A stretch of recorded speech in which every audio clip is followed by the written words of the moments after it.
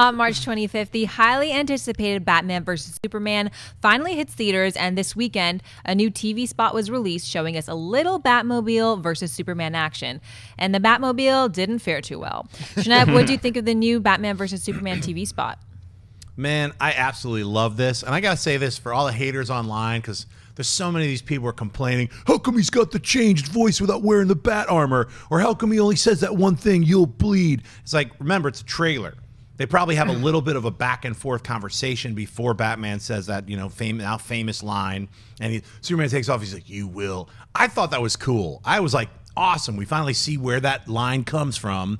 It seems like a perfect way. It's probably maybe their first or second time they're actually meeting. I thought it set the tone of Batman fighting or versus Superman great. And I think what they're doing right now is they're like, look, maybe people didn't really respond too well to that second trailer. People got a little weird about the frog Doomsday and a bunch of other, the other shots. He's a turtle. The things that the things that didn't work out too well. Where like, hey, work on the special effects, redo that. We're gonna fix the, So I think that's what they're doing. They're like, this movie is gonna be amazing. I cannot doubt that. I cannot doubt that everything I've seen, even though there's certain things like Eisenberg, the way he's playing Lex Luthor, we're both of the same thought that, it's a mask. We're praying and hoping it's a mask and there's something way better underneath. So I love the trailer. I loved it. Yeah, I look, it's what is happening, because there was actually a second TV spot that we're not really talking about, because all it was, there was no new footage in it. It was just recuts. But even that second spot was just Bruce showing up at the party, interviewing with Clark, and Lex shows up. He did have one extra line. He was like, well, that's not exactly how it goes down, son. Something like that. Yeah. So that was an extra line in there. But the point is, the two TV spots that got released, and especially this one, it showed that the marketing department, at any rate, at Warner Brothers, have not been deaf. They have been listening. Yeah. They listened to the complaints that everybody had coming out of the second trailer, because that first trailer was so damn good. Best trailer of 2015 to me. And what they've done is, they said, you know what? Let's pull back.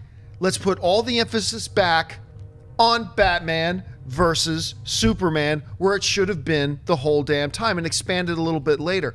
I love this spot, because let's say I want to kick your ass, right? And I'm really mad at Mark, and I want to kick his ass, and I see him in the streets of Burbank, and I decide, you know what? Screw this idiot. I'm going to run him down, which I would never do. But so I hit the gas of the car, and I run into him, and my car bounces off him like a frickin' ping pong ball. Just bounces off him.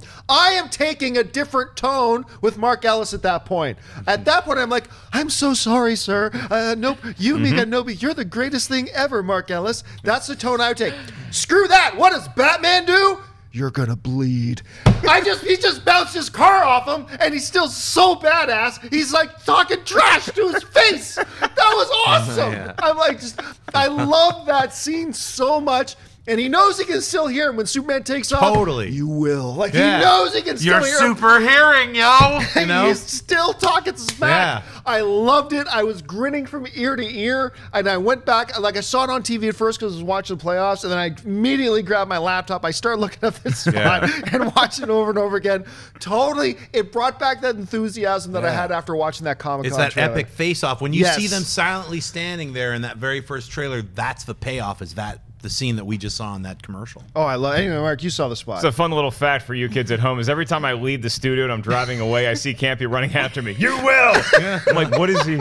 He's doing it again today. I love that spot we're talking about. I like the other ones, and I wasn't disappointed, that's the wrong word, but it's like these trailers weren't made for me. They weren't made for people who loved the Comic-Con trailer and saw the second trailer. These trailers were made for an audience that might not be as aware as we all are that this movie is being released. This is for football fans who are watching the playoffs and then see this like, oh my God, Batman's fighting Superman. You notice the tone, the dark, gritty tone of that spot in particular. That's going to really appeal to NFL fans. They didn't put anything else in there. They didn't need anything. You didn't need Wonder Woman or Doomsday or anybody else in there. You didn't even need that other spot. The Lex Luthor spot, to me, didn't sell the movie as well as I hoped it would. But I still like that scene, and I think that Jesse Eisenberg is going to be a great Lex Luthor. It's an important scene. I get that, because it's Bruce Wayne and it's Clark Kent, and to the viewers sitting back on their couch watching football, it's like, oh, oh my God, I get it. Now I want to see this movie. The other trailer, that spot, did a great job of selling the movie. The other one was good. Yeah, and when that spot was starting, you see the Batmobile racing towards Superman. Your head instantly plays out a whole bunch of scenarios. Okay, the car's going to hit him, but it's going to like knock him back by 40 feet, but he doesn't even go off his feet. He's just going to slide to a stop and then come walking right back to the car. And I thought, I hope they don't do that. And then the Batmobile hits him, bounces right off of him. They didn't compromise the invulnerability of Superman in the scene at all. They didn't compromise the badassness of Batman at all.